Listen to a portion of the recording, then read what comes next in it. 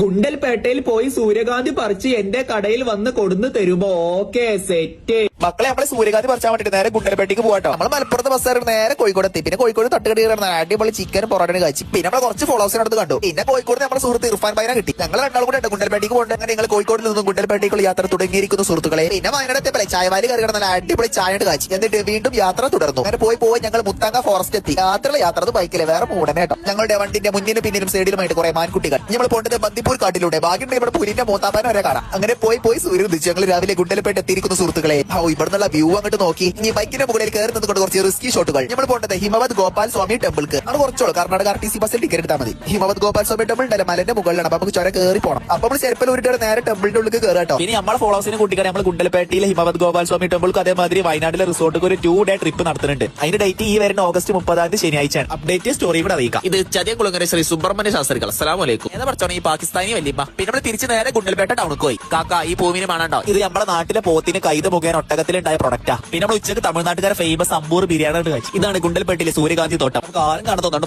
പറിച്ചോ